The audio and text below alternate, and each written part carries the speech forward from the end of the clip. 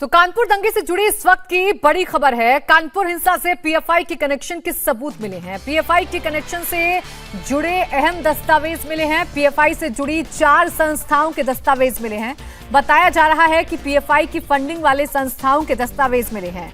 AIIC, SDPI, CFI, RIF के दस्तावेज मिले हैं। हयात हाशमी के पास से ये दस्तावेज मिले हैं। सूत्रों के हवाले से ये बड़ी जानकारी आ रही है। जिस तरीके से कानपुर में हिंसा को अंजाम दिया गया, जो तरीका अपनाया गया, उसके बाद से ही इसके तार पीएफआई से जोड़कर देखे जा रहे थे। अब सूत्रों के हवाले से जानकारी मिल रही है कि कानपुर हिंसा से पीएफआई कनेक्शन के सबूत मिले हैं। पीएफआई के कनेक्शन से जुड़े कई अहम दस्तावेज बरामद किए गए हैं। पीएफआई से जुड़ी 4 संस्थाओं के दस्तावेज मिले हैं। पीएफआई की फंडिंग वाले संस्थाओं के दस्तावेज मिले हैं। AIIC, SDPI, CFI, RIF से जुड़े हुए दस्तावेज मिले हैं और जो मुख्य आरोपी हयात हाशमी है, उसके पास से ये दस्तावेज बरामद किए गए हैं। तो ये इस वक्त की बड़ी खबर है, क्योंकि जो तरीका अपनाया गया था, जिस तरीके से पत्थरबाजी की गई थी, जो लाठी डंडों से हमला किया गया था, हिंसा फैलाई गई थी, दंगा भड़काने की कोशिश की गई थी, उसके बाद से इसके कनेक्शन पीएफआई से जोड़ने की कोशिश की जा रही थी। और इस वक्त एक और बड़ी खबर आपको बता दें, दंगे के मुख्य आरोपी हाशमी पर बड़ा सबूत मिला है। हाशमी के मोबाइल फोन से अहम सबूत मिले हैं। सूत्रों के हवाले से जानकारी मिल रही है।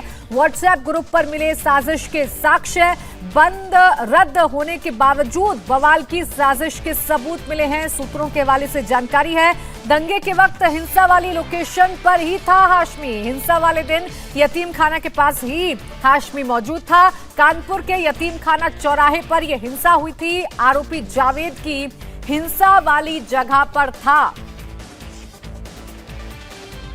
तो ये बड़ी जानकारी मिल रही है और इस वक्त सहयोगी विशाल हमारे साथ जुड़ गए हैं फोन लाइन पर। विशाल, ये बड़ी जानकारी है। हाशमी के तार किस तरीके से जुड़े हुए हैं इस पूरी हिंसा से, ये धीरे धीरे करके अब साफ हो रहा है। देखिए प्राची, जैसे जैसे पुलिस का जो इन्वेस्टिगेशन है, कानपुर पुलिस का जैसे जैसे आगे बढ़ रहा है, निश्चित तौर पर चौंकाने वाली चीजें सामने आ रही हैं। क्योंकि कल ही जब हमारी हाशमी की पत्नी से बातचीत हुई थी, इंडिया टीवी ने बातचीत की थी, तो उसमें उनका ये कहना था कि 1:30 बजे के करीब हाशमी घर पे आ गए थे और लगातार रात में 9 बजे तक वो अपने घर पे ही थे। लेकिन जो पुलिस सोर्सेज से, पुलिस सूत्रों से जानकारी मिल रही है, उसके मुताबिक हाशमी और उसका जो सहयोगी है, जो कि मौके पर गिरफ्तार हुआ है, उसके बारे में जानकारी मिल रही है कि यतीम खाने का जो इलाका है, मस्जिद का एरिया और आसपास का जो एरिया है, यहीं पर इन सभी लोगों की लोकेशंस मिली है। यानी कि पुलिस की जो प्रथम दृष्टया जांच है, जो फिर इलेक्ट्रॉनिक सर्विलांस के जरिए हुई है, उसमें यह साबित होता है कि हयात हाशमी अपने सहयोगियों के साथ स्पॉट के आसपास ही मौजूद था। तो उसका ये दावा पूरी तरीके से गलत हो जाता है कि वो अपने घर पर मौजूद था। दूसरा ये भी कहा जा रहा है कि पीएफआई को लेकर के जिस तरीके से कनेक्शन सामने आ रहे हैं, जो इन्फॉर्मेशन मिली है हमारे सोर्सेज के हिसाब से प्राची, उसके मुताबिक जो इन्वेस्टिगेशन अब तक आगे बढ़ा है, ऑर्गेनाइजेशन जिनका इनसे लिंक प्राप्त हुआ है, उस लिंक से ये एस्टैब्लिश होता है कि ये वो लिंक्स हैं दरअसल जो पीएफआई को फंडिंग करती हैं और इन्हीं ऑर्गेनाइजेशन के साथ हयात हाशमी और उसके जो लोग हैं उनका सीधा संपर्क है। इसके अलावा कुछ व्हाट्सएप ग्रुप जो राज हैं वो खुल रहे हैं, राज से पर्दा हट रहा है। विशाल, आप बने रहिए हमारे साथ। इस बीच एक और बड़ी खबर बता दें, कानपुर में बेकमगंज में हुई हिंसा पर खुलासा हुआ है। व्हाट्सएप ग्रुप के जरिए ये साजिश रची गई। कश्मीर की पत्थरबाजी के वीडियो शेयर किए गए, भड़काऊ बयान लिखकर भीड़ बुलाई गई। ये सूत्रों के हवाले से जानकारी है। ग्रुप मेंबर्स को प्रोफाइल पिक्चर छिपाने की हिदायत दी गई थी। पहचान छिपाने के लिए प्रोफाइल पिक्चर बदली गई थी। व्हाट्सएप ग्रुप की जांच अब कानपुर पुलिस कर रही है, लेकिन जो बड़ी जानकारी मिल रही है वो ये कि पत्थरबाजी का वीडियो, कश्मीर से जो पत्थरबाजी का वीडियो है वो शेयर किया गया था इस व्हाट्सएप ग्रुप पर। विशाल, और क्या कुछ डिटेल?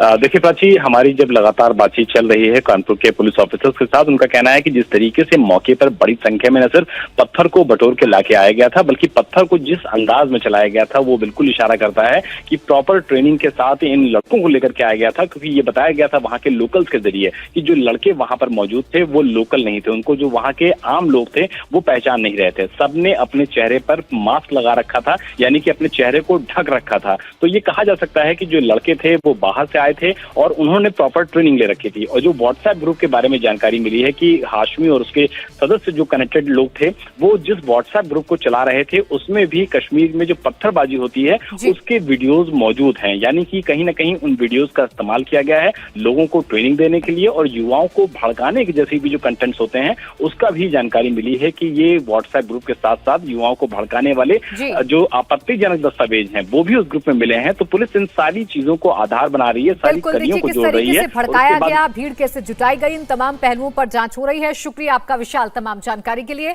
इंडिया टीवी हर वक्त हर जगह डाउनलोड करने के लिए सर्च करें India TV news Google play store या ऐप स्टोर पर।